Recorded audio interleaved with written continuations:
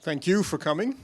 I will just immediately begin, in fact, because I'll just say that one of the things that I do is foreign policy, and I've been doing it now for 35 years. And one of the things that's very clear to me is that technology, more than almost anything else, is now at the heart of great power rivalry.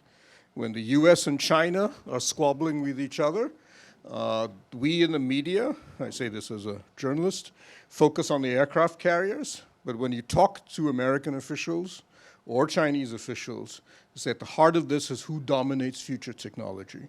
It's the battle over AI, quantum computing, so on and so forth. That will determine which of these great powers wins. The Quad, all of these things are really ultimately about technology.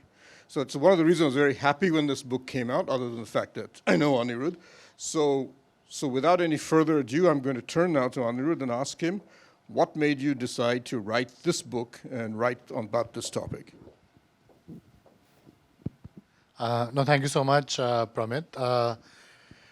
I do want to say that, Pramit and I have now known each other, I guess, for over 15 odd years. When I was working at the Carnegie Endowment in DC is, I think, when we first had the opportunity to meet. And Pramit, I'm really glad to be having this conversation with Pramit because, Pramit, I think the last 2-3 decades of your work have been focused on national security, geopolitics, foreign policy from an Indian context, and really placing all of this within a global context.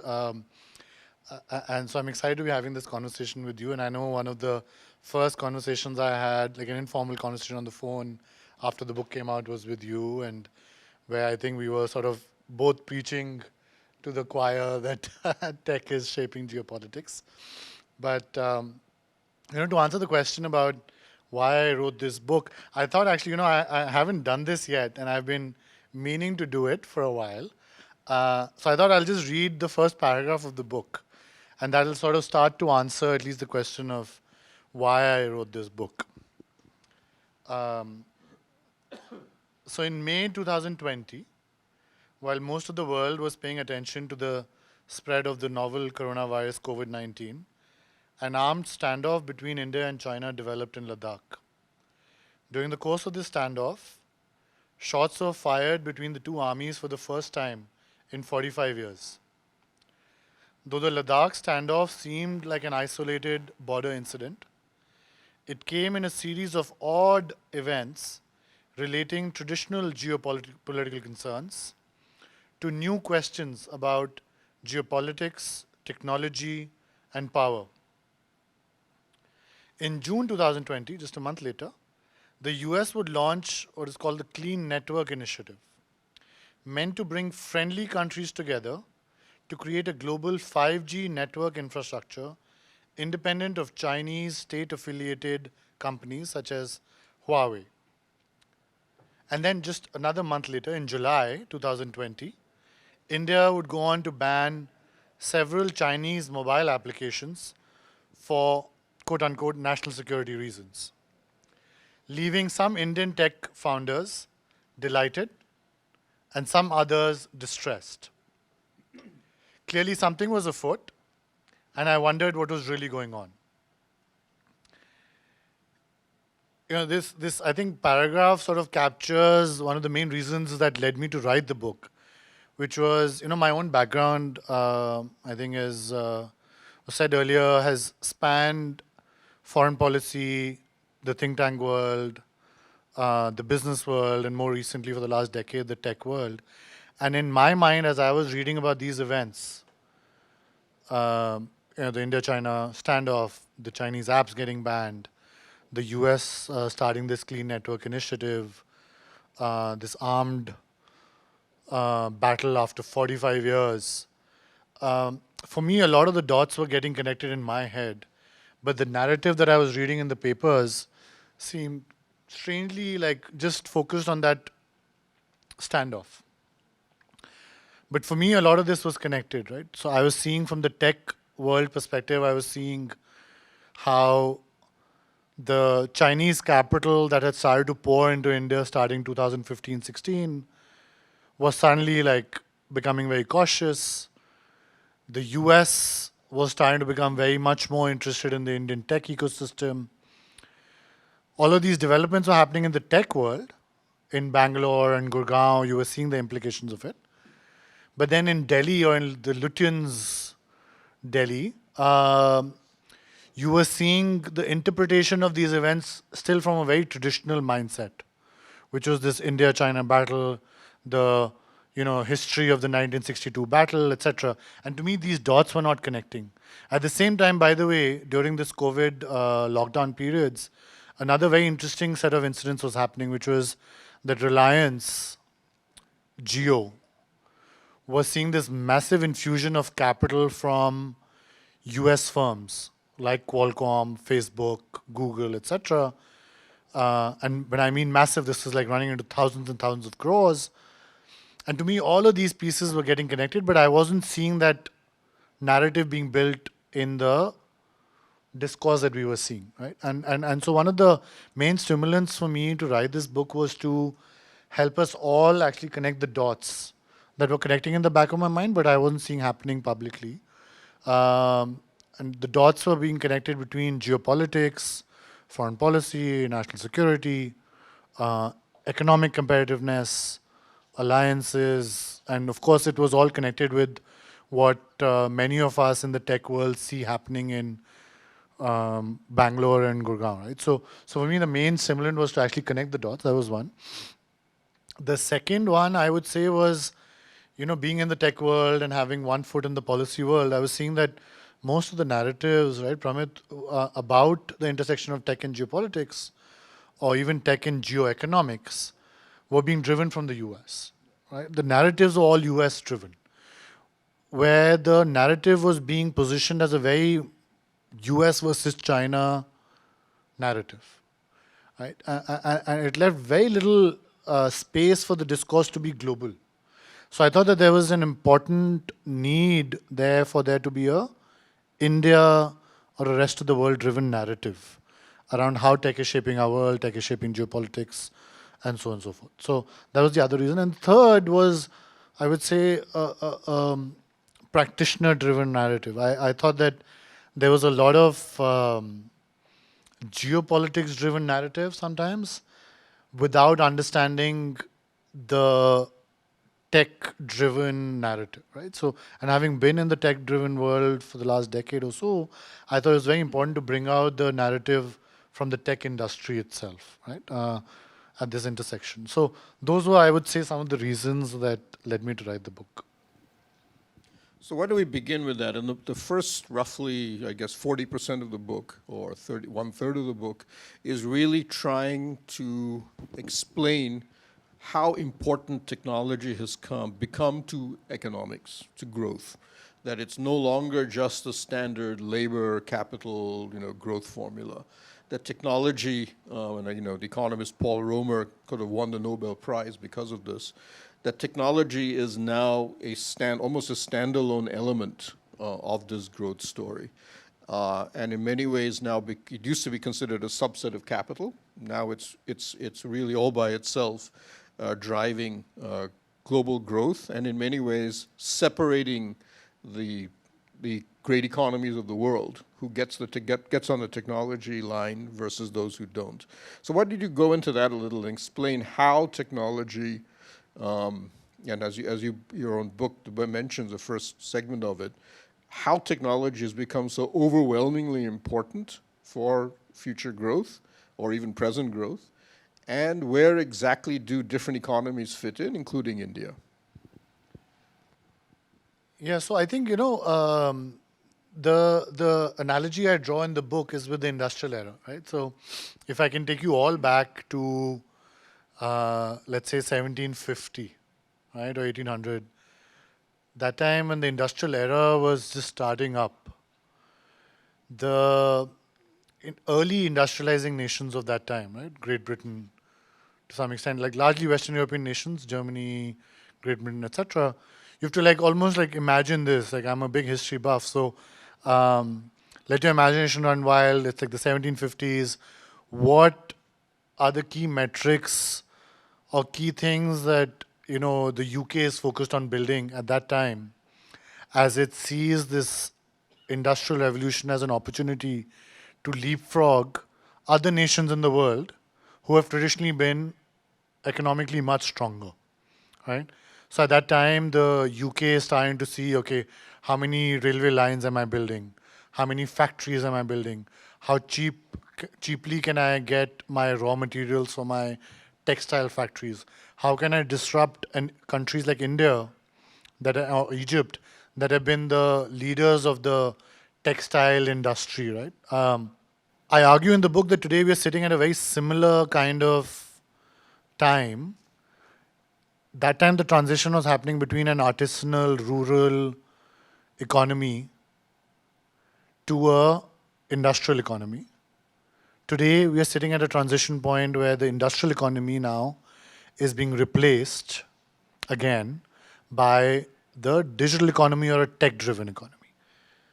And so the analog works because that time we were undergoing this massive transition, which would create new winners, new losers.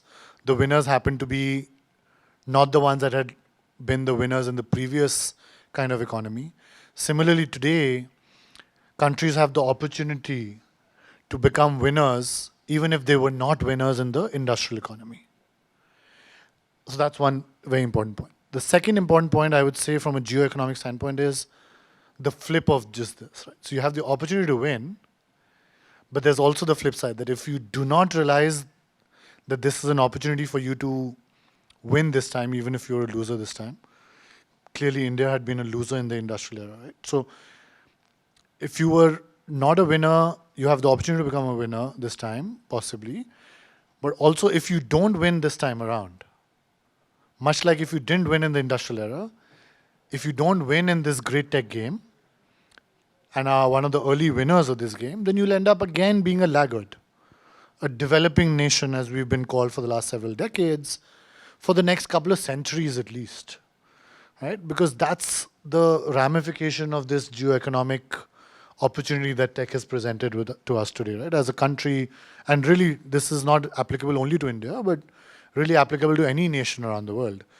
As a developing nation, you have the opportunity to win. If you don't take this opportunity, you're going to again be one of the losers, and I would say like possibly for the next 2-3 centuries, which to my mind is the risk of losing at this, right? Now, what it will require to win at this game will be very different from what was required to win at the industrial era game, right? The capabilities required to win in the industrial era are going to be different from the capabilities required to win in the great tech game. The capabilities you need to build today, if you continue to have policy frameworks that are trying to win at the industrial game, will be the wrong ones than the ones you require to win at the great tech game, right? So that's mainly been the thrust in my economic section of the book, where I've said that, listen, you're measuring the GDP today, but you're not measuring the digital GDP.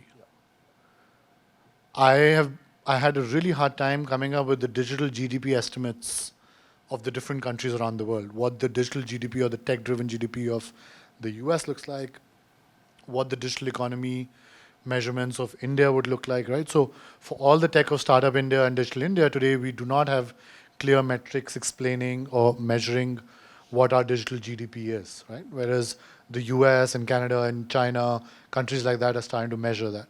So there are many ramifications of this geoeconomic piece that I think we as a country, as a people have to be cognizant of.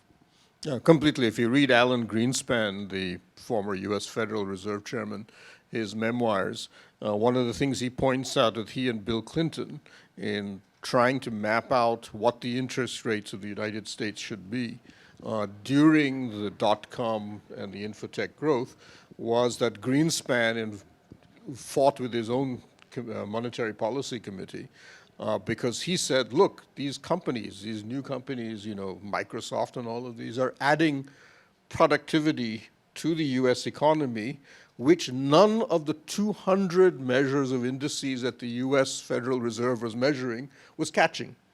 And they basically said this is nonsense. But he says, no, I'm going to keep the interest rates lower, and in many ways fueled the Clinton boom that took off. Then, of course, he miscalculated in the second round where he thought they would continue, but they didn't, and got hammered, but that's a different story. So you mentioned countries have to get their act right. What is India getting right now that fits in with the great tech game, and what more do we need to be doing to get it right? And how would you contrast this? Because you mentioned a couple of like small countries like Ireland, Singapore, UAE are playing a different game. And then, of course, China and the US are playing a different game. Where does India fit in? What are we getting right? And what more do we need to be doing? Yeah. I think that's really the punchline almost of the book. So, all of the conversations that we just had around the geoeconomic piece, all of that in my head concluded with like a key question, which was, can countries that seem like laggards today, or not even laggards if they are not the key winners today. The key winners in the great tech game, by the way, by most standards, by most metrics, would be the US and China. No matter what we say, they are clearly by far the winners on most metrics. So that, in my mind, raised the question, whether India, what about India, what about Europe, what about Africa, what about Latin America? Is this really just a US-China game? And to be honest, when I started writing the book, I was quite pessimistic. I thought that actually it will just be a US-China game, and everyone else will sort of be just, inconsequential players to that game. But by the time I finished writing the book, I had a very different perspective. I remember this conversation I had with a World Bank economist while I was doing research for the book, senior World Bank economist, of Indian origin, and I asked him this question. I said, listen, can laggards catch up? And he says, I don't think so. I don't think any other countries can really catch up now to the US or China. And I think that's really the core of the question. Like, are we resigned to this? And by the end of this, I actually ended up in a very fairly optimistic state where I said, actually, yes, the laggards, and I'm using the word laggards to, a bit loosely, but India is by no means, I think, a laggard. We are actually up there, but we are not the US or China today yet. But there is an opportunity for laggards to actually compete, right? If you go back to the industrial era, again, as an analog, or even the colonial grade game that I've talked about in the book, or the industrial grade game I've talked about, it always seems like there are 2 or 3 winners. But then there are these waves of innovation that happen within that era that allow others to come up. So at one point, if you think back to the colonial era, for those of you who are familiar with colonial history, there was a time when Spain and Portugal seemed like the early colonial powers. But then literally a few decades later, Spain and Portugal were nowhere to be seen, and it was the UK and France, right, that were competing. And of course, the Dutch were also there. And if you look into the reasons why these nations like the UK and Germany come up, or UK and France come up even, they were in a very similar position as I feel like India today is. But they were like, we can see this wave of colonialization and all of that going on. We are not the leaders in it. How do we become leaders? And usually tech lied at that, at the core of the answer there, where the UK would innovate the industrialization, the steam engine invention, better navigation technology, all of that would help others come up above Spain and Portugal, right? And so I use that analogy to say today, similarly, there's an opportunity for countries like India, and even I would say Europe, to actually compete with the US and China's of the world if they get their act right, if they have a way out, right? And so, and in order to advance the thinking on that, in my book, if you guys have an opportunity and pick up the book, there's a section in the book that talks about a taxonomy of strategies, 7 strategies that I lay out for countries to think about or adopt to figure out how to win, right? So, as Pramit, you said, the US and China have what I call the digital blitz strategy. They're going to do everything that comes up in the tech world. If the consumer internet wave is happening, they're going to lead that. If artificial intelligence is seeming like that new wave of innovation, they will capture that. They will want to capture that. If climate tech is an opportunity, they will want to capture that. If 5G is an opportunity, they will want to capture that. So within that broader tech wave, the US and China are sort of on the ball on any of these emerging tech innovations. On the other hand, now the question becomes, okay, what should India do? India and even Europe, I classify as a digital challenger, right? We have a shot at becoming one of the top 2-3 nations in the world. We are a challenger to the hegemony of the US and China in the tech world. But to get that right, I've laid out like a framework which says there are 5 things you've got to get right? So there's clearly talent, right? There's capital, there's tech, there's a strategy element, and there's a policy element, right? So these 5 elements you've got to get right as a country if you want to have a clear shot at winning this game, or at least going beyond where we already are at, which is a fairly good place. So what I mean by talent, I think, is obvious. You've got to have like the right set of engineers, the right set of product managers today, the right set of entrepreneurs. You've got to have the right set of researchers, etc., that can drive your tech game, right, as a country. That's one. Capital, 10, 15 years ago, I don't think we had enough capital, risk capital, to fuel the entrepreneurship boom that we've seen. I saw Rajesh just walk in. I think he'll vet this as well. Like, for the last decade, we've seen the tech VC industry in India just blossom because that risk capital has now come in to fuel the entrepreneurship, that talent that needed the capital to build up big businesses, right? And I think the capital piece has largely been solved in India. Of course, there's a long way to go, but the capital piece is solved. Like, the third piece is tech. And I think this is where we are lagging.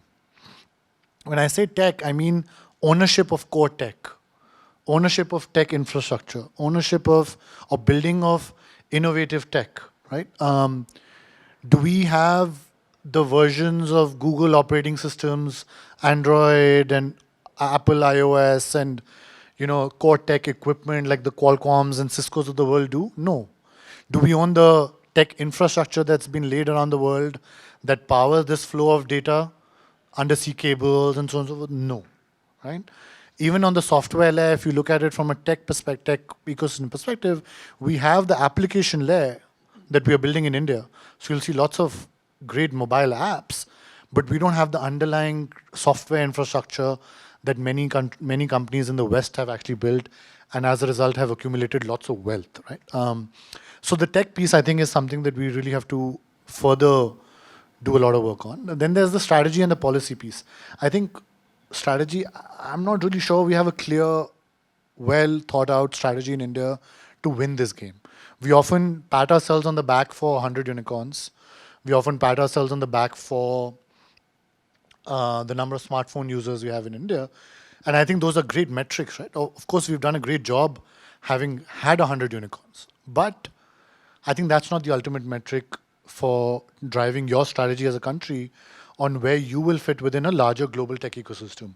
So again, if I draw an analog, South Korea and a lot of the East Asian tigers had a clear strategy to compete and win in this industrial era game, where they became core elements of that tech, of the industrial supply chain, right? I think the question for India is, do we want to be a services nation and a talent nation, or do we want to be a tech nation in this global tech ecosystem, right? And I think that strategy piece really needs to be part of a lot of our conversations like this today.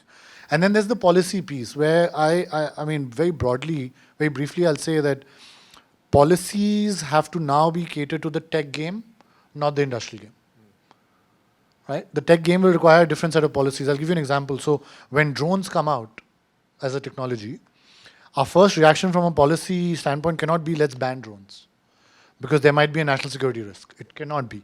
We cannot have fear overpower the opportunity or the possibility of a new technology.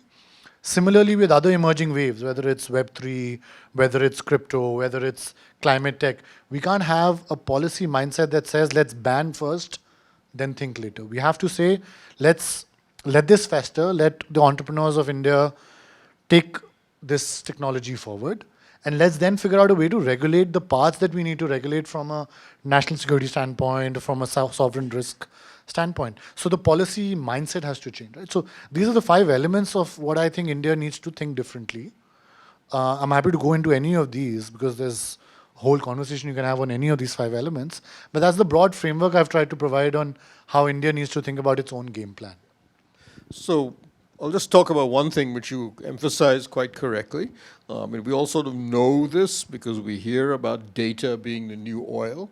I personally think that's actually a misnomer. Oil is not really a good parallel. Data is much more than that, maybe closer to capital, really, in many ways. But as you correctly said, all of the elements of how in the digital economy, no matter how minor they may seem, something like gaming, which many of us think is just something our teenage children play around with. But gaming is enormous. Gaming is absolutely essential to be able to dominate something like gaming in the world is not just a revenue source, it's a huge data source. And if you're not part of that game, you're going to miss out a big chunk of the future digital economy. You may think it's pointless, but it's not. The data behind gaming, what's generated by that is still very important. So why don't we talk a little about why data is so important? And given what India has done, whether it's the India stack, the present policies, the expected policies on data localization and anonymization and so on. Where is India going on the data side? And just maybe a little bit more about why data is so important. Yeah, no, I think, Pramit, you're exactly right. I think the parallels between data and oil are a little bit intellectually lazy, right? Clearly, both are going to power your economy in a way. But oil was just one of the elements you needed to power your economy, whereas I think data, as you rightly say, and what I argue in the book also, is there is really a factor of production at the same level as, again, as you rightly say, capital or land or labor. Right? And why do I say that? Why is it a factor of production, and what does that even mean, right, for us all? Like, for the longest time, if you're building a business, ultimately there are these 3 elements that will matter. The land piece, like you'll have to have a physical base, you have to have some talent, which is your labor piece, and typically you've needed capital or money to power your business, right, or to grow your business. Data has not really been at the center of any of this, but today if you look at it, data or technology broadly or data specifically have become key elements of what you need to accumulate as a business, no matter what your business is. Today you could be running a bookstore, and I was just in Bangalore for a series of events, and one of the book sellers from HarperCollins, my publisher, was there, and I was having this conversation with him, and he was telling me that we're one of the oldest bookstores in the country. It's been a family-run business for about 3-4 generations. He's like, I have more data about Indians' consumer preferences when it comes to books for the last 60 years than even Amazon does from a historical standpoint. Of course, Amazon has a much more bigger global database, but he said that I had never thought of that data as a key element in my business strategy. And he said, now I've actually started thinking of that as a core element of how I will think about growing my business. And that's just a simple example. Now I can take a bigger example. Now I'll take the example of, let's say, Mahindra tractors. They have a large tractor business, obviously. Now, I have this example in the book where I talk about how data can really be a big factor in your company strategy, no matter, again, what your size of company or sector is. Now, Mahindra as a tractor company can either say that I'm only focused on the number of farmers I want as customers and blah, blah, blah, like land under cultivation on X crop, etc. But really what they'll be doing is missing the point on the data piece, why is that relevant for Mahindra? Now, tractors are increasingly becoming digitally connected, or what people like to say IoT driven. So, Internet of Things driven. Now, the more sensors that are now implicated or included in a tractor, that set of sensors can now track data around usage of that tractor, where it's being used, how often it's being used in that day, is it being shared between multiple people in a given district, so on and so forth. Then eventually the tractor will become one piece of a larger agricultural ecosystem driven by tech, where now that tractor will intersect with other sensors in the farm that are tracking weather patterns and so on. So there's this system of systems piece that the tractor will become part of. Now, if Mahindra chose not to track all of this data, it will have no idea of how its tractor is being used, whereas a competitor could actually be tracking all of this and seeing how its tractor is being used, how the tractor can then get linked to other agri-tech ecosystems in the farm, and so on. So that's just a simple example of how important data will become for any business in the world. Now, at a national level, why is this important?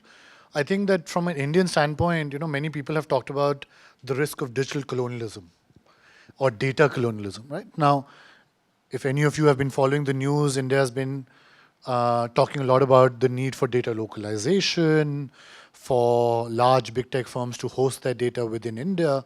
This conversation has largely been from a national security standpoint, though, because the Indian government argues that if tomorrow I need to catch any kind of terrorist activity that's going on, that's happening on communication for which is happening on WhatsApp or any such platforms, I want to be able to track that, which is fair. But that's just one piece of the puzzle, right? Data has an economic value today, which if India does not capture for its own economic benefit, then there is a fear that we will be in an era of digital colonialism where the resource that is being generated by us as Indians is actually being largely used to derive value for someone sitting outside of India, which are, let's say, the big tech firms sitting in the US or elsewhere. And I think that concern is fair, but of course, data localization or just having big tech firms host their data in India doesn't quite solve for the economic problem, right? I think what's more important is for India to build capabilities around how do we use that data to build data intelligence, and how do we build a host of apps that can then leverage that data and build several applications on top. And that's where the India stack piece really becomes very interesting, because India has managed to come up with a absolutely different model compared to the US and China on who will own that data, right? And I think that's really the key point here. So the US has said, let the private sector own the data. The Chinese are largely, by and large, saying that the government or the CCP should have access to all the data, no matter whether it's generated by an Alibaba or a government entity or whoever. And India has provided this vision, really led by this whole working around UPI, Aadhaar, and the India stack broadly, that is saying, let there be a data commons. The data commons being accessible to anyone, any entrepreneur who wants access to data, with the consent of the individual who has generated that data. Right? So if you're a healthcare entrepreneur today, you might tomorrow have access to a lot of digital health data of citizens if the citizens give you consent. But now that data will no longer be controlled only by big tech firms, by the Googles and Facebooks. And I think that's really the power of the vision behind India Stack, which says, let actually entrepreneurship win, competition win, innovation win, and not control of data by a select few. And I think that's really why the India Stack is, probably one of the most exciting things happening in tech, which people around the world are not quite grasping the implications of. Let me just move now into geopolitics, because you correctly said that the top of this is the US-China conflict, or battle for not just data, but the technologies behind it, but everything. If you look at the Quad, for example, most of you may know this is a grouping of India, US, Australia, Japan, which began as a humanitarian relief agency agreement and has now spread. All of its working groups, 90% of its working groups internally are just technology. Quantum computing, green hydrogen, semiconductor chips, and so on. It actually has, and deliberately has, no military structure or designed to stay away from the military element of this, because it wants to attract other tech powers minus China. So as you said, collecting data, collecting technologies, building up your own, what some people call it a technosphere around yourself. The US wants one, the Chinese want one. Now, the Chinese are collecting data. I mean, if you look at the newspapers right now, you'll notice that the enforcement director has been going after a bunch of Chinese companies. theoretically, it's about tax evasion. That's just standard. Everybody does that. The real issue behind it, when you talk to the Indian intelligence structure, is the Chinese have been, all of these Chinese companies, or about 200 of them, have been carrying out massive data theft in India. Every single one of them, whether it's a Chinese phone, Chinese video game, chip, everything. They've just been picking up data, transferring it to China. Somewhat indiscriminately. They don't seem to have any use for the data. They're just storing it. If you look at what the Chinese are doing with the Belt Road Initiative, they're going to say, 3 African governments I know of. They've said, you want a couple of $1 billion from the Belt Road Initiative, we'll build you railways and so on. One of the clauses you have to sign is that all the facial recognition software data of your country, your entire population, has to be transferred to Shanghai. And governments have signed up. I mean, the money is good enough. They're like, okay, we don't see what, as you said, some countries don't understand what's going on, or the money sounds good. They're like, okay, if you want a picture of everybody in my country, take it. A couple of $1 billion, it's worth it. So the Chinese are doing this, and and as you also mentioned in the book, they've also been carrying out enormous data theft out of the United States. If there's one thing when you talk to people in the American government, they really get angry about China, is not Taiwan and all. It's the amount of theft of data out of the United States. What is the number? I've forgotten. There's some $600 billion worth of data or something they'd calculated that have been stolen by China out of the US. And this is now systematic everywhere. Now, the US strategy is interesting because that's where the Quad comes in, is that we have to take on the Chinese. We're going to do it by bringing in other countries into what they're now calling technology coalitions. So why don't you talk a little about that? In many ways, a lot of this has now moved beyond the book, because obviously when the book was written, the Quad was still evolving. But you're now seeing other groupings globally which are basically going to be built around technology. So where do you see the US strategy versus the China strategy about the geopolitics of technology? And where do you think, I mean, it seems to be very clear where India is going, but even within, let's say, the Quad or being part of a US technology, how does India leverage this to its benefit? Great. And I think that those are two very important questions. So, even when I was finishing up writing the book, the Quad was expanding in scope. But I think the real point here is the US strategy versus China, and where does India fit in? I think so. The US strategy against China, for those who have been following the US-China tech wars or trade wars, is largely during the Trump era is really when the US woke up and said, we cannot let this happen. The heads of the FBI and many other agencies in the US came out very openly and said that the Chinese theft of not just data, by the way, but technology, designs and IP, etc., is the biggest theft in history. Right? So you have the heads of many of the US agencies, the CIA, the FBI, the Treasury, etc., saying this publicly, that Chinese theft of US IP, US data, US intellectual property, etc., the biggest theft in history. A little aside, by the way, that if you go back into history, which I've tried to do in the book a lot, you see that any challenger to the status quo power has always done this, the US included. The Dutch did it, the Brits did it, the Americans did it to the Brits, the Americans did it to the Germans.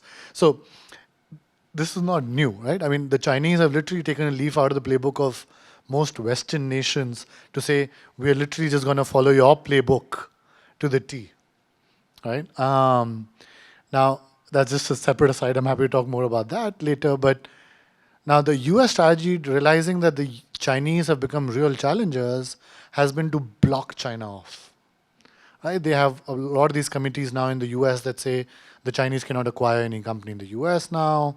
The Chinese cannot acquire any kind of even small technology players in the US now. So there's like a big gate now that's locked, right, for Chinese companies when it comes to US as a market or as a technology source. Now, the second step of this strategy for the US has been that they've got to build up alliances globally to lock China in a way, right? And this strategy now again goes back to a historical analog. I would say the US won the Cold War against the Soviet Union, partly because of its stronger alliances, right? NATO and so on and so forth. I think the alliances strategy for the US is going to be key if they're going to win in this great tech game vis-a-vis China. And that's where the Quad fits in. The US has realized that it can't do this alone. Right? Now, this game is no longer, in my mind, what I've tried to argue, it's no longer just US or China. This is a global game.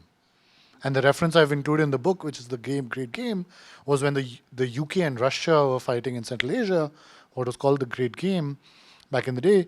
That was also a two-player game. But now, in my mind, this Great Game this time around is global, and the US realizes it. Unless it has Europe on its side, unless it has India on its side, unless it has an Australia on its side. Australia, I was actually a bit baffled initially about, okay, why does, there was a statement by President Biden a few months ago, right? I think when I was finishing up writing the book, where President Biden says that that Australia is the most reliable ally that the US has. I stood up at that statement. I said, listen, I expected that to be the UK, but it was Australia. Like, what? Right? They fought even in Vietnam, which the British refused. Yes. So now, I was wondering, I was like, okay, what leads President Biden in this moment to say Australia is the most reliable ally the US has ever had? Right? Baffling. Now, India and Australia have also suddenly become great friends, right? If you go back 10 years, the only talk we used to have, I wrote an op-ed about this, was India and Australia were just cricket rivals. That's it. We used to talk about Steve Vaughan versus Tendulkar, Steve Waugh, like all of us knew all the Australian cricketers, but God knows that we didn't know anything much else about Australia's strategic role in the world. Neither did Australia. Now, what's driving India, Australia, or the US, Australia to become this close? One of the reasons, at least, is the fact that Australia holds, after China, the second largest reserves of rare earth materials. Rare earth materials, for those of you who are not familiar, are now key components of the semiconductor supply chain in the world. Semiconductors are now the core components for all your electronic devices, for solar panels, mobile phones, laptops, blah, blah, blah. Literally anything driven by it. So now India and Australia, the US and Australia, Japan and Australia, all of this, the Quad, are now close, and you'll hear this term a lot, supply chain reasons. If you look at any statement coming out about the Quad, it'll have supply chain. Supply chain largely today is referring to semiconductors. Semiconductors referring to rare earths, that the Australians have a second largest reserves in the world after China. Now, this is a clear example of how tech is driving alliances and friendships today, and how the US thinks of when the US is blocking China out or decoupling itself, it has to figure out other sources of semiconductors and blah, blah, and that's why Taiwan becomes important. Taiwan happens to have TSMC, which is the biggest semiconductor company in the world. So all of this is like, it's making a lot of sense, right? If you think about it from a great tech game perspective.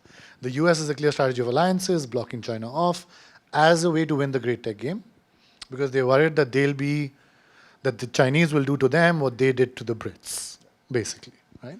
And India's role, by the way, from a short-term perspective, should be to leverage the Quad to build up its own semiconductor capabilities, build up its own tech prowess and all of that. But we must remember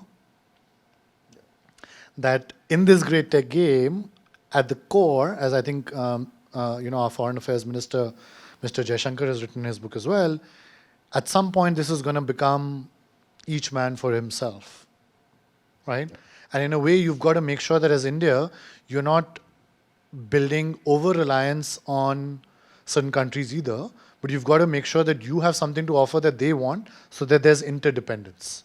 So more than self-reliance, I think there's got to be a lot of interdependence, and India's got to play the long game, which is the next 40, 50 years, where we've got to build up hardware capabilities, we've got to build up semiconductor capabilities, we've got to build up capabilities in climate tech. Today, all our solar panels, by the way, are coming from China.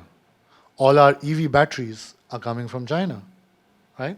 And so we've got to build, much like the US is doing today, capabilities to make sure that we are taking part in and deriving value from this great tech game or this geoeconomic game going on. So meanwhile, let me just ask anybody in the audience, please, if you have any questions or, okay, here's got quite a few people. I'll start with the gentleman here, and then I'll come to the gentleman here in the front. I just wanted to ask, you spoke about semiconductors and how Australia is there. What do you think about Taiwan? Because Taiwan's in the middle of all of this, right? It's neither there, neither here, and it holds pretty much all of the semiconductor results or the factories at this point in time. What do you mean it's neither here nor there? I mean, the China control is not as much. Okay. Yeah, right. But it's independent, and there's massive geopolitical That's right. happening. Correct. So, Taiwan is definitely not in the China camp, right?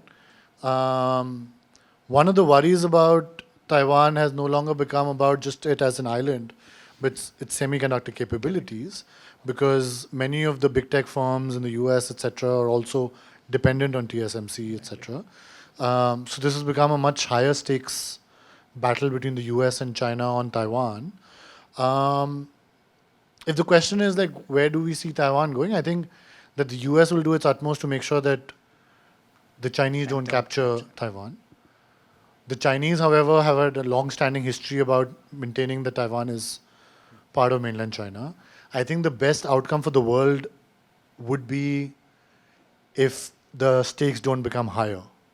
Because if that becomes the trigger point for a full-blown war between the US and China, the whole world suffers. So you don't want it to become one of those like brinkmanship type situations where Taiwan just becomes like the equivalent of the Austrian prince getting assassinated and then that sparking a world war, because the elements are there. It's great power rivalry being manifested in a small place, and of course there's Japan and Australia and Chinese ego and history and all of that at stake. So you want to make sure that, I think, I'll give you an example. So when I was writing the book, I spoke to people from around the world. And I spoke to a lot of people in China as well. And this was at the peak of the US-China standoff also, right? I hope that was the peak, but maybe we are yet to see the peak. But what seemed like the peak that time, and I was speaking to some folks in China, and they said, we don't know what to do now, right? The Americans will not talk to us. We can't really be in the same room now anymore. Like the standoff is just too much. So what do we do? And I said, you tell me what you think we should do now. And this person said, listen, like Europe and India and other countries really need to step in, because we are like those two people who've had this like massive fight now, and we have our swords out. Someone else has got to like stop in and stop this fight, right? Both of them need face saving. And I don't know if that will actually play out, but I think it's incumbent upon countries like India, Europe, etc., to make sure that this battle between the US and China doesn't become yet another Cold War or World War, because that doesn't end well for anyone, right? And so I think Taiwan as an issue really needs to be managed very carefully with a lot of state sort of diplomacy and statecraft, sort of the best of statesmanship that any world leaders today have to offer, because it really can be that spark, unfortunately. Almost at a global level, right? It contains so much power at this point in time. Yeah. It'll implicate everyone. The gentleman in the front here, and then the person in the back there, and okay, we have quite a few others coming up. Yeah. So you spoke about technological superiority and this technology race that is happening, and you have superpowers of technology that will now develop. So, if you look at India, and you spoke about that, we now have the risk capital, we have the talent, we have, the technology piece happening. But what is that gap? Because we continue to excel in terms of providing services, but the innovation piece is still not happening. So that technology infrastructure you're talking about, that is not something that is coming out of India. So what is lacking, or what can be done to make sure that starts happening in some way? Yeah. So besides systemic issues that we shouldn't get to, lots of systemic issues that I think we've got to solve. But I will point out one thing, which is R&D. Right? And in all the conversations I've been having in Delhi, Bombay, Bangalore, with policy folks in the government, this one thing I've really highlighted, because ultimately at the core of becoming a tech nation, truly tech nation, not a services nation, not a talent nation, it's a clear difference, R&D is where we lack. So today, India spends 0.6% of its GDP on R&D. The Chinese spend over 2%. South Korea spends almost 3.5 to 4% of its GDP on R&D. Why is that important? Because unless you have R&D happening and real talent, resources behind that R&D in your country, you're not going to be the ones that invent the next best solar panel. You're not going to be the ones that invent the next best operating system. You're not going to be the ones that invent the next best GPS, right? Or any of these core infrastructure layers or core tech that you need to build, not just as a country, but as companies, right? So when we talk about unicorns, unfortunately, our misplaced focus on just celebrating unicorns, I believe, is a problem. We should celebrate unicorns, but we should also say we've got to build profitable companies. Today, the wealth of all the 100 unicorns, 100 plus unicorns we have today will not add up to the actual wealth on the balance sheet of one big tech firm in the US, right?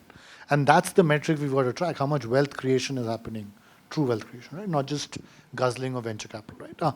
And for that, I think R&D, this emphasis on patient capital, and a combination of private and public sector collaboration on R&D to drive real innovation in different sectors, software, pharmaceuticals, semiconductors, climate, bio, whole set of sectors that you can identify and say, let's actually fund R&D because only then will we build core IP and become a tech nation. But what stops it from happening? Because you said policy, but we can't wait for policy to, change. On the There's R&D so many piece, people who have the ways and means to put in a lot more money in R&D. So why doesn't it happen? it's starting to happen now. I was just in Bangalore last week and having these conversations with like some of the tech entrepreneurs, IT services heads of the Infosys of the world. And the conversation actually focused on this R&D piece. Why is exactly your question? And now what's happening is a lot of philanthropic money from the Nandan Nilekanis of the world, Mohandas Pais of the world, the Infosys Science Foundation, that's starting to go and focus on R&D. That's one. Second, one of the biggest complaints if you talk to folks in the public sector is that don't expect us to spend in R&D, but get the private sector to spend. Private sector says we need public research institutions that we can fund. We want the quality there and the efficiency there to go up. And ultimately, this is a bit of a chicken or egg issue, but the private and the public sector needs to come together. And one of the core action items from this book, from all these conversations that's happening at my end, is actually that we've got to get this R&D thing going.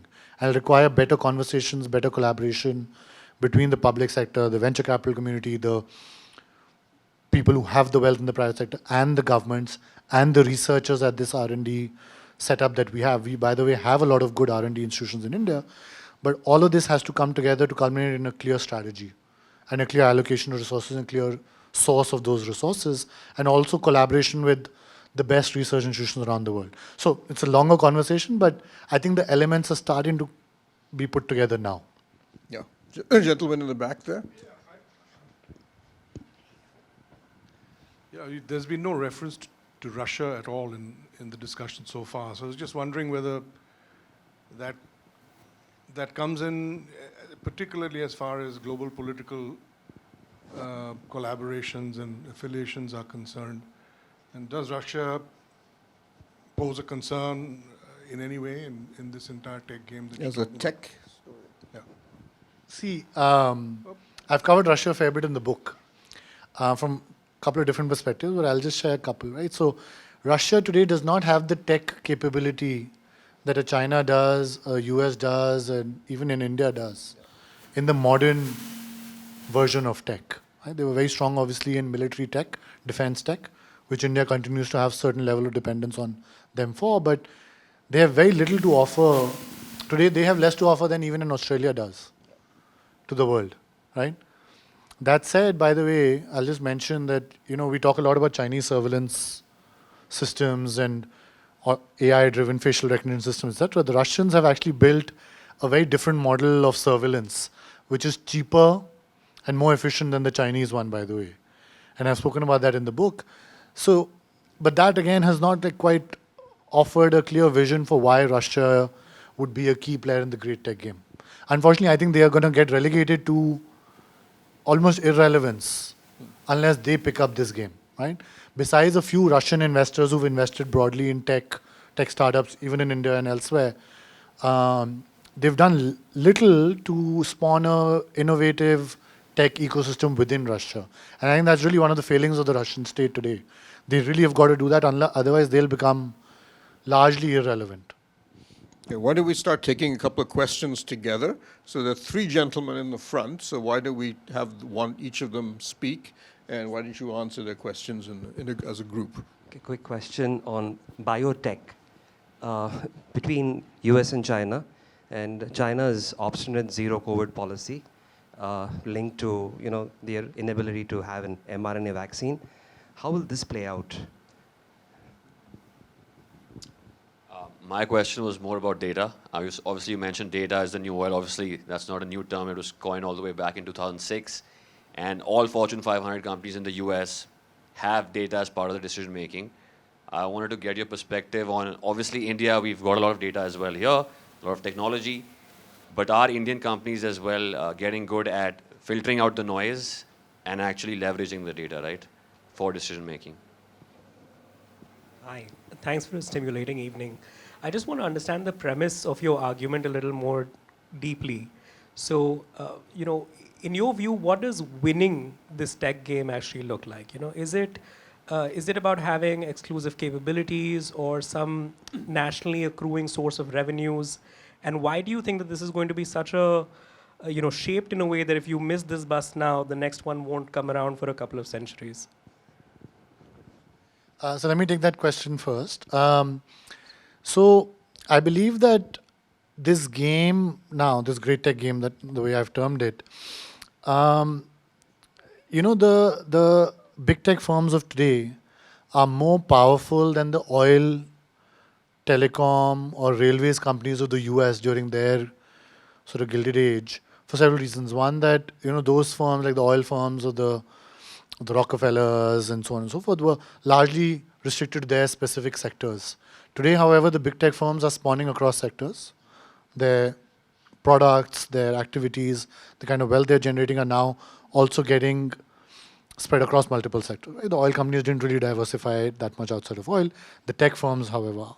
Second, they're accumulating data that is allowing them to build the next set of companies that would have otherwise disrupted them. Right?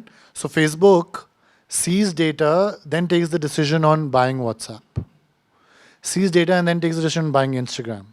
Right? And so on and so forth. So Google similarly. Right? Amazon similarly.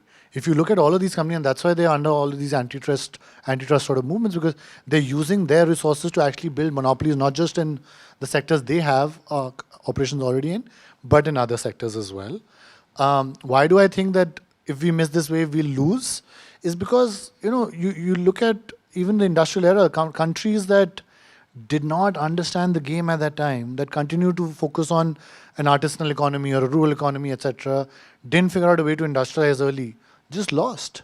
And today you're seeing that countries, like if you look at which countries were able to today compete in the great tech game who are not winners in the industrial game, is the East Asian tigers, because they figured out how to win some element of that industrial game that allowed them to have the wealth, the power, the companies, etc., to figure out how to compete in the great tech game.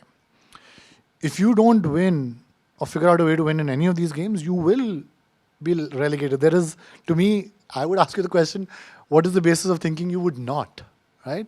Today, I really worry about Africa and Latin America because they are really getting relegated even more, right? So I actually think it's almost like obvious today, right? Now, to your question about data, whether Indian companies are leveraging, to be honest, I don't know. If I was to hazard a guess, I don't think they're leveraging data. I know a lot of industries, companies in the agri sector, in the industrial sector, they're not. Like what they're doing is they're saying, let's invest in tech firms. Let's maybe acquire some tech firms. But are they figuring out a strategy to leverage the data that they're sitting on today? I don't think so. Which is a huge missed opportunity, of course, right? Massive missed opportunity. And to your questions about the COVID strategy of China versus the US, to be honest, I'm not an expert on this, and I don't know why the Chinese are now going so, becoming so strict now. But I will mention that I have a whole chapter on the bioeconomy. So I'm going to subsume your question within a broader piece that I didn't touch upon, which is that the digital economy now could actually be the, post the digital economy, the economy we need to be thinking about is the bioeconomy. That will include biofuels. That will include a lot of genetics-driven research. That will include, you must have heard of these alternative protein companies coming out of the US, right? This entire ecosystem is spawning what is now called the bioeconomy, which in my mind actually could become bigger than the digital economy that we today speak about. And that again is a massive opportunity for a country like India, where we are today again putting in some measures that are not letting research happen in the biogenetics sort of space. We're saying, no, we don't want any kind of genetic research to be happening. I think that's again a missed opportunity. We should let the research happen. We should let innovations happen, figure out, okay, maybe there are certain pieces we want to regulate, but we should actually really focus on the bioeconomy and the opportunities it's spawning. Okay, so any more questions? No? Okay. So I'll just say a few things before I let Anirudh close it. I'll just put two anecdotes. One, recently I was on a call with a member of the Biden administration's National Security Council, and he's one of the key people in charge of their China policy. So I asked him, I said, so where are you guys going? I mean, what's the US-China rivalry going? In the context of things like Taiwan, are you going to go, do you fear a military confrontation? He says, no, not really. There could be one by accident, but not really. The Chinese, he said, we studied the Chinese, and our conclusion was that if you look at the Chinese concept of statecraft, who are their greatest generals? Who are the generals of their history? Who they rate the best? America, we have our Pattons and Ulysses Grant and so on. American generals are guys who beat the enemy in direct conflict, bloody battle, win. Chinese generals, all of the ones they praise are the ones who defeat their enemy without fighting. The Chinese believe the greatest generals are the guys who win without actually fighting. So I said, so what does that mean on the ground? He said, it's about technology. We have concluded that the Chinese, and it's in their own documents, he says, besides our own intelligence gathering, the Chinese have come in and said, look, the Americans lead in cybersecurity, cyber offensive capacity, you have the National Security Agency. But if you're the world leader in quantum computing renders the entire cybersecurity apparatus of every country in the world completely null and void. Quantum computing allows you to penetrate anything. So you just have to be a leader in quantum computing. Be the leader in that technology. And it's over. And I said, how far are they? They said they're probably neck and neck with us now. It's not clear. If they have even one, nobody can predict breakthroughs in technology. And if they have a couple of breakthroughs, our entire NSA apparatus, the National Security Agency, and the Indian NTRO, everything, basically collapse in front of them. I'm part of a security dialogue now, strategic dialogue now for 12 years between India and Israel, another one with India and Japan, another one with India and Korea. And the Israelis, when I've asked them, they said, yeah, quantum computing for the cyber side, it's number one. You dominate that technology, everything else you do is irrelevant. That's just one. So there's a whole set, and this American said, they've identified dozens of technologies, and the Chinese are pouring money into it. So they're terrible at semiconductor chips. They can't figure out how to make them properly. But they're spending $30 billion a year to master this technology. At some point, they're going to do this. It's just a matter of time. The Taiwanese are holding up, but ultimately it's a small island. And the Taiwanese are winning because they are part of an ecosystem. It's Indian chip designers. It's American companies like Intel and so on. It's Japanese and Korean creators of the substrata that allow the Taiwanese foundries to be dominant. But the day the Chinese can get all these elements together, they'll match the Taiwanese.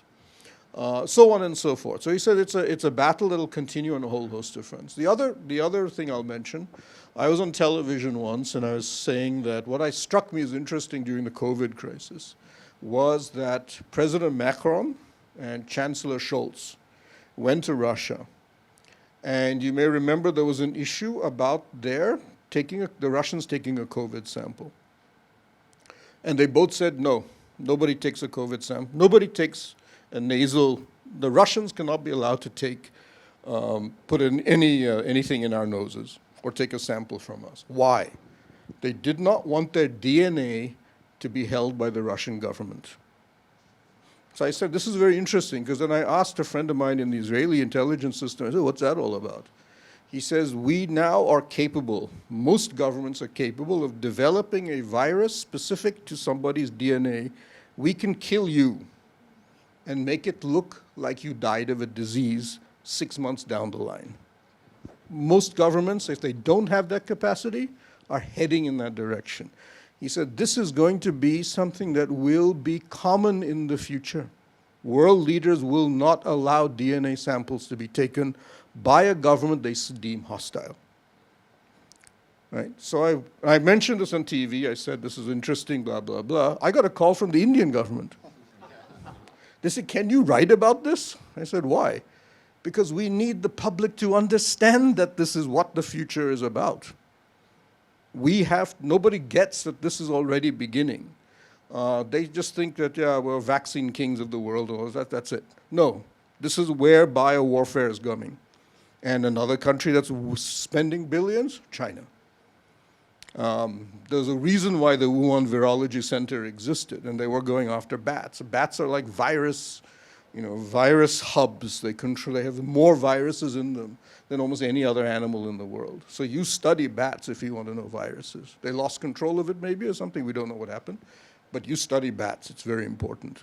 But he said, this is one of the things we need to be looking at. So across the board, it's amazing when you now do foreign policy, you talk to people as I do, and I suppose Anirudh as well, all across the board, they're looking at the weaponization of all these technologies and the likelihood that the one country, and this is where China differs from the Soviet Union. Soviet Union wasn't actually very good in technology. They never developed software. They never went anywhere. They were very good industrial power. They were brilliant in the Industrial Revolution, alloys, stuff like that. Software, they're crap. I've seen the BrahMos cruise missile coming to India. The Indian guys throw out the Russian electronics because they said it's nonsense. Israelis put more Israeli electronics and Indian software in the BrahMos than there is Russian, which is why our BrahMos is better than the Russian one. But that's where the Chinese are good. And if they're not good, they're trying very hard to be. And that's kind of where you're seeing, which is why the great tech game is that it's not just a game anymore for almost every one of these governments. And as you correctly said, a lot of even smaller governments, like you mentioned Africa, Rwanda is trying very hard to be a tech center in Africa. They want to be the tech hub. But they realize that this is part of the game that they're going to have to be part of, even if UAE is trying really hard. The ITU2 that they've signed with India, Israel, US, is about trying to ensure that in a post-hydrocarbon future, Dubai remains a tech center more than anything else. Anyway, I'll leave it at that. It's just the beginning of an enormous change in geopolitics, and I'm glad that Anirudh's come out with this book, because in many ways, this is going to be, in my view, the first of, I hope, many, many books. One of the bizarre problems is that it's a game that changes so rapidly that by the time the book come out, it's almost always a couple of years behind the game, but it's still important to read this. And if HarperCollins hasn't told you, you actually can't leave the room until you get a copy. So, so anyway, Anirudh, I'll leave it to you. Final words, and then we'll wrap this up. I think we've covered a lot of ground. I hope that all of you do read the book. There are many pieces that we haven't touched upon, but I'll just maybe close with one piece that we haven't touched upon, which is the impact of all of this on society.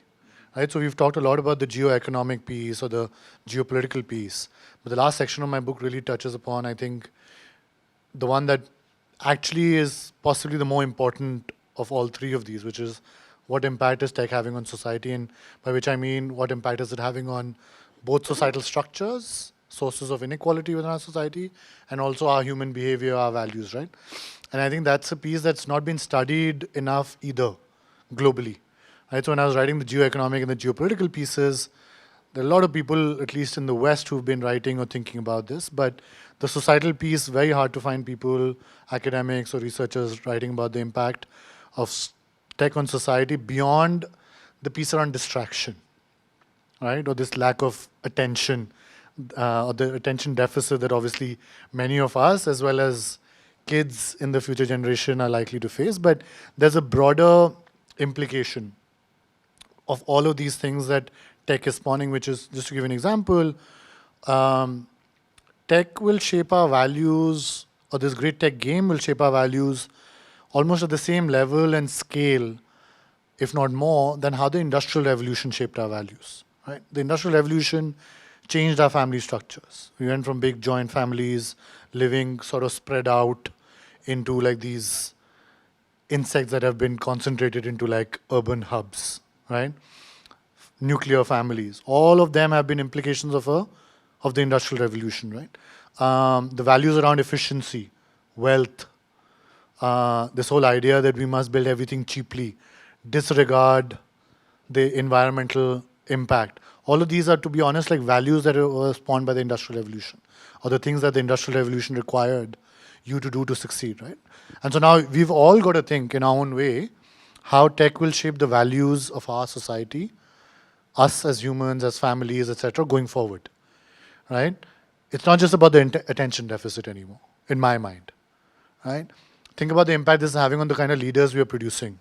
So if Twitter becomes the source of information and the source of analysis often for our global leaders, where does diplomacy fit in? Diplomacy is a game of long-term thinking, patience, relationships, right? That's what diplomacy has always been about. And if Twitter and the tech ways of learning replace that, question is, what implications does that have for the future of diplomacy in the world, right? And so on and so forth. So I would leave you just with that actually ending thought is, besides the geoeconomic and the geopolitical, what impact is this going to have on our values, what we prioritize, what we don't prioritize, etc. And at least the one conclusion or recommendation I have in the book about this is, it might sound, based on our conversation today even, that tech is shaping us and that it's a unidirectional relationship. But I argue in the end of the book that this has got to become a two-way relationship. Our values, what we want to hold dear, whether it's privacy, whether it's sustainability, whether it's inclusiveness, whatever values we want to hold dear as a society must shape the design, use, and regulation of technology. We cannot like sit back as humans and say, this will be a one-way street. It has got to become a two-way street, and it must become a values-first approach, where we decide as a society, and our values might be different than what the Americans decide or the Chinese decide or the Europeans decide, but we must decide as a society through lots of conversations like this, both publicly and privately, about what matters to us and how tech will then align itself to those values. Right? So that's what I'd leave, I guess, as an ending thought.